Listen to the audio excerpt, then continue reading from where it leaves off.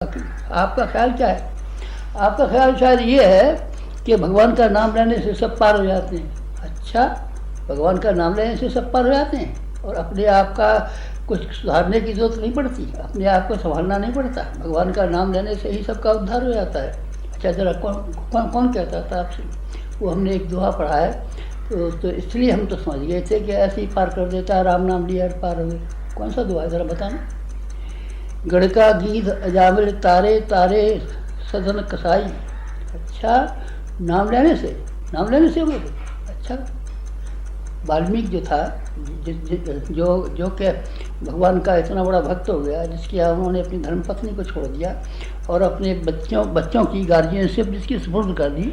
क्या आप ये समझते हैं कि वाल्मीकि ने राम नाम लिया था इसी से हो गया था और डकैती करता रहा कि नहीं करता रहा? नहीं साहब, फिर डकैती तो नहीं की। फिर आप क्या कहते हैं राम नाम?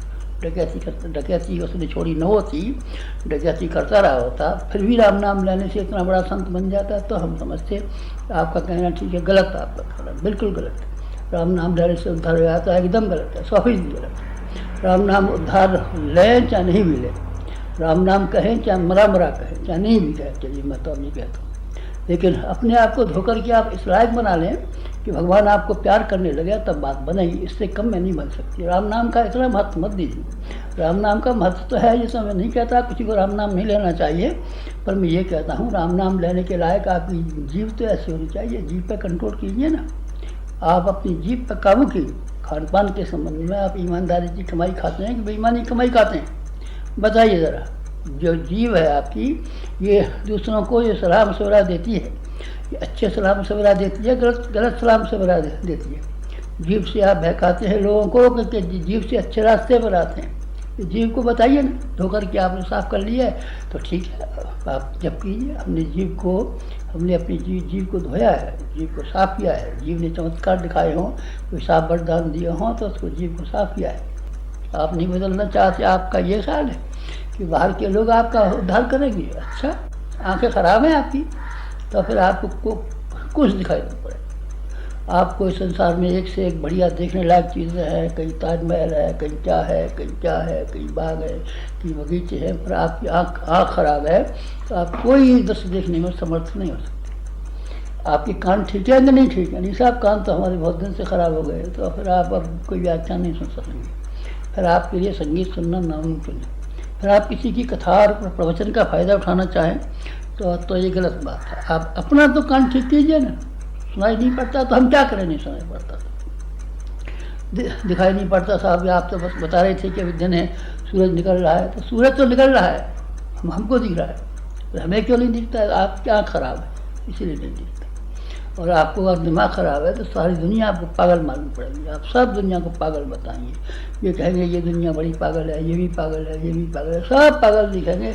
अपना दिमाग सही कीजिए ना, फिर आपको कोई पागल दिखाई नहीं पड़ेगा।